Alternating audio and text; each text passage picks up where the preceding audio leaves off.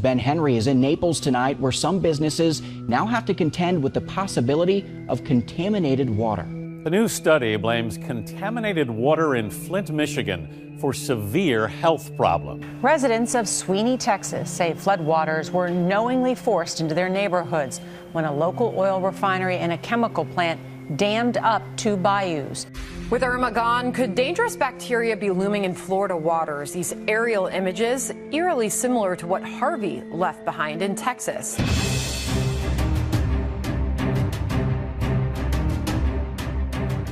Residents of Sweeney, Texas say floodwaters were knowingly forced into their neighborhoods when a local oil refinery and a chemical plant dammed up two bayous. The Army Corps of Engineers is investigating. Mark Strassman spoke to families who live near the plants and lost their homes, and he's in Sweeney, that's southwest of Houston. Mark, good morning. Good morning. David and Lisa Harquist live here. This house and the 20 acres it sits on was their retirement plan. But as you can see, it is flooded into ruin. A disaster they believe was both needless and preventable. It was about this deep, so waist high. Yeah. For 13 days after Harvey, David Harquist's house was an island. You can't imagine. I've got pictures, and you look at it, and it's like, good God. There's no dry ground anywhere. But the Harquists say disaster struck after the storm had moved on. Floodwaters stopped receding and began rising again, this time into the house. It was like a pond out here. Were you puzzled? I was shocked. I was like, what in the world is going on? And then all of a sudden the water came up and it started coming up quickly. Harquist needed this kayak to feed his stranded animals. He lost much of his house, his farming equipment, and livestock. A $250,000 loss. It was like living in a big sewer. The water stunk. It was nasty. It was dirty. About 4 miles away, the Phillips 66 refinery sits next to the Chevron Phillips chemical plant. A lawsuit filed by about 150 families claims by damming two nearby bayous without warning, the companies knowingly pushed floodwater away from the plant and into neighborhoods. You can see in this video shot days later, the plant to the right appears dry, while homes to the left are underwater. It was full.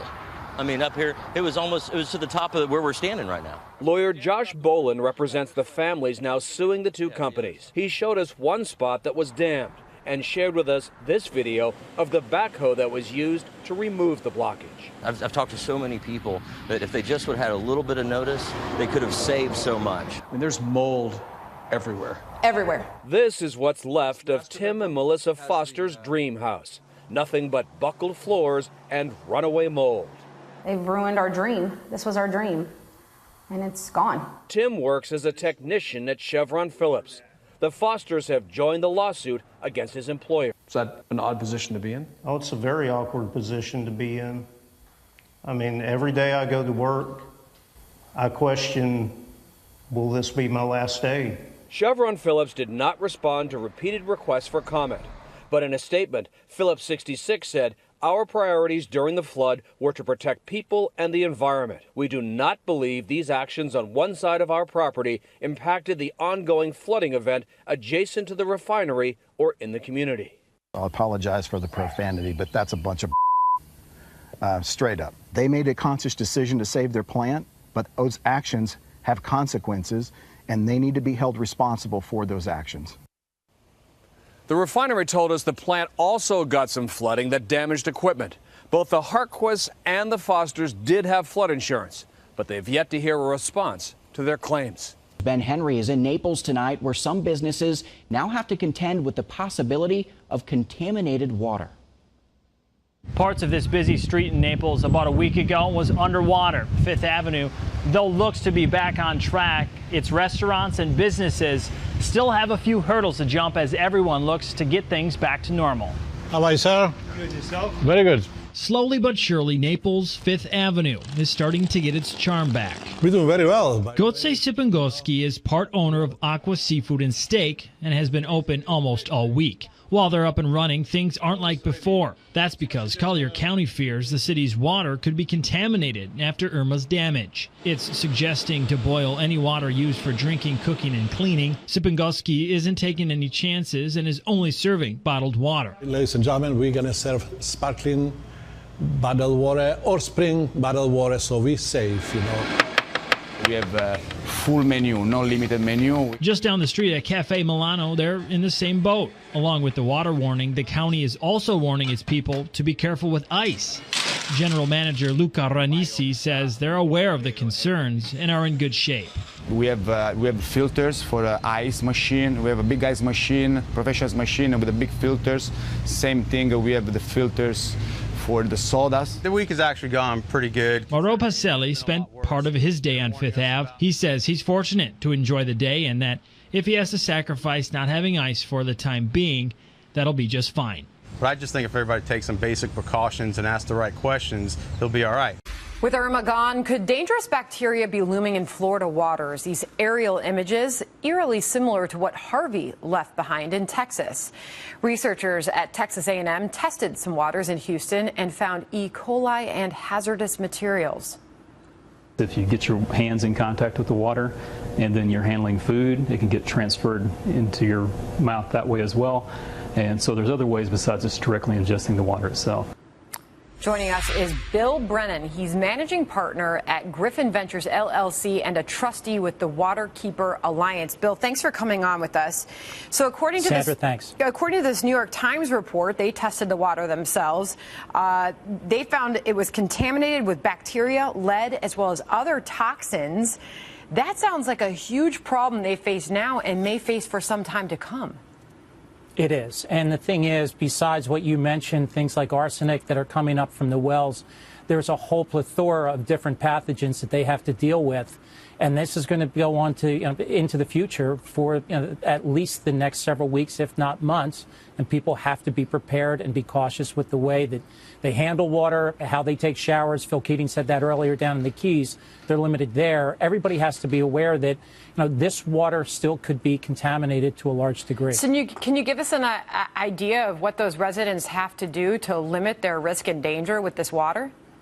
Well, the first thing is the municipalities and the public works, they're telling people to boil the water. And that's the first step that they have against that. But, ideally, if they can get their hands on any fresh water at all, bottled water from a trusted source, that would be the best and most efficient way to avoid these pathogens. So the testing that we're talking about, the New York Times and Texas A&M, they obviously were testing the water after Harvey in the state of Texas. Will and does Florida face similar problems? Everyone that was in the path of Irma faces those problems. The Keys, the islands, the state of Florida, some parts of South Carolina may even face the same thing where there was flooding in Charleston and north of Charleston. So it's something that people have to be aware of and cognizant of and make sure that they take the proper precautions. And a lot of the problem is the infrastructure in these states, particularly in Texas, it's old and it's in disrepair. So a double whammy when you get a natural disaster like this. It's not built and suited to handle much, let alone something of this magnitude.